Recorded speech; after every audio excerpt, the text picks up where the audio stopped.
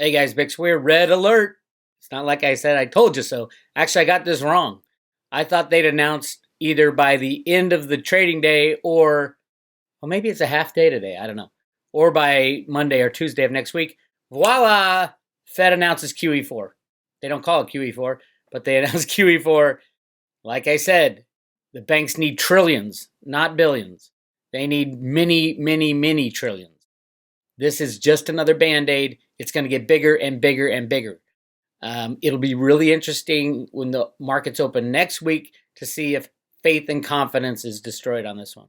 Anyway, QE4, but not a QE, begins. Fed starts buying $60 billion in bills per month starting next week. These are real purchases where they're taking it off the banks. These are real bailouts of these banks because the treasury certificates that they hold have been rehypothecated many times over. They're toxic assets.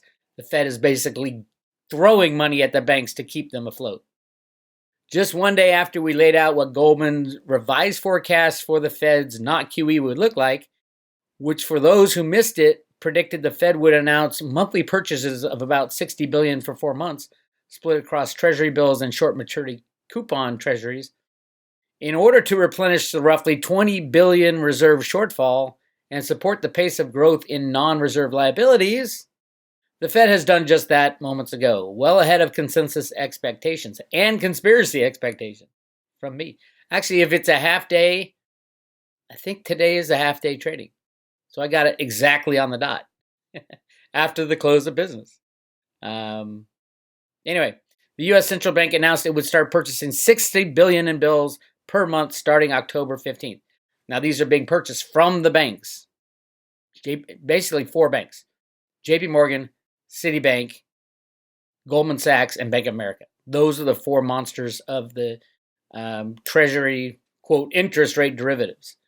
And I'm going to show you how big that market is, and what this is going to do is nothing. It's barely a dent because all of them are in question now. Even if a few are tainted, they are all in question, which is crazy. This will be an addition, so they're not stopping the old one. Like I said, it's going to increase. I'm going to show you the chart I got on the private road right now for that.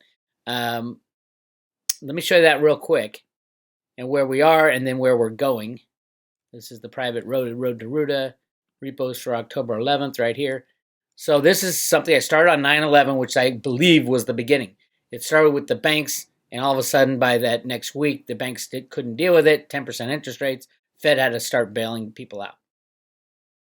Here's the linear graph right along the track. And as of Tuesday, Monday's a holiday, as of Tuesday, it starts going exponential. I've been showing this exponential graph right here. Looks like the first or second week in November right now, we're looking at the $20 trillion mark that they're going to have to come to Congress for.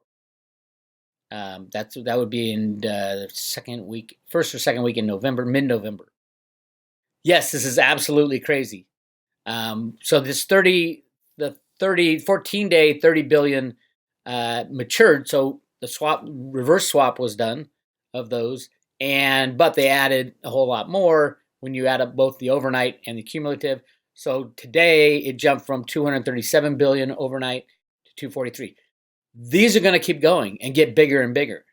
This is just part of it. Now you tack on another 60 billion, plus there's another 20 billion. So this is where we get into the exponential growth. I was pointing this out since early September. This is where we go exponential. And it's not going to stop. Why? Because this problem. 4 banks are the vast majority holders of all this blue line. And it's all put under interest rate swaps for derivatives. We're looking at close to minus 50, $150 trillion is going to be needed. And the Fed said, oh, yeah, we'll give you 20 billion here, 20 billion there.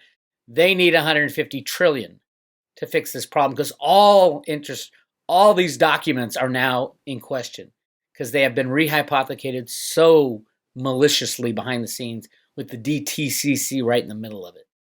Talked about that for a long time. And it's going to get into here are the banks. There they are right there. JP Morgan Chase, Bank of America, Citibank, and Goldman. Those are the big behemoths. Those are the banks getting bailed out with cash. Now, here's the problem. they got counterparties, and those bailouts aren't going to happen. So it is going to get silly, stupid, and ugly real fast. It already did. It started on September 11th and is continuing. So, where are we? We're right along the road to Ruta, right along to the exponential moment. I was getting a little worried because the bailouts were, what's another 10, 20 billion? When's the exponential stuff going to start? It starts on the 15th now. These are purchases that will get added to the cumulative amount of bailout money. So it's no longer flipping over, so something gets subtracted, something gets added. This will go on to the cumulative. I'm going to have to make a new column. They're going to be cumulative, but they're permanent operations. The Fed is buying 60 billion, and I think another 20. I think I read that in the official statement, which is right here. But we'll find out come Tuesday, and then you're going to see these numbers jump exponentially into the trillions, into the 10, 20 trillion into November. And then they go, I don't think it'll take that long to go to Congress for a bailout, because I think once the markets look at this and go, oh my God, the system is falling apart. We can't trust treasury bonds. We can't trust anything. That's when the haywire goes crazy. The computers start trading against each other. Stock market crashes. Bond market crashes. All exchanges shut down, and it gets really ugly. And then they go to Congress for the 20 trillion. That's my take on how this is going to unfold. So far, so good, right? Since September 11th, this is what has happened.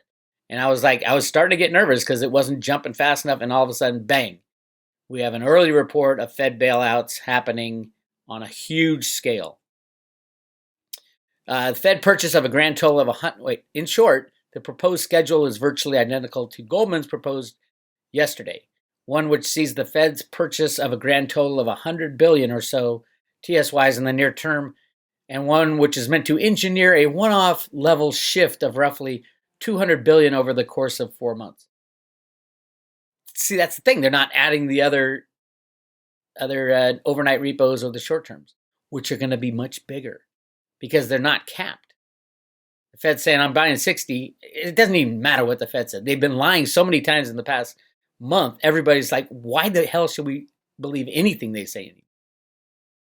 And then it says, but wait, there's more, because just as today's surprising spike in repo use suggested, not a QE may not cut it. And just in case, in order to provide ample supply of reserves, the Fed will continue with its 75 billion in overnight repos. That is a minimum. That is not capped at all. It says 75 billion or more in the Fed announcement, and 35 billion in term repos twice a week, at least through January of next year.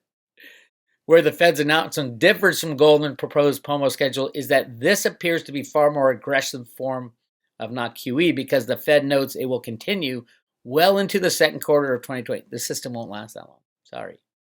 Meaning it will last beyond the 4 months proposed by Goldman, to wit.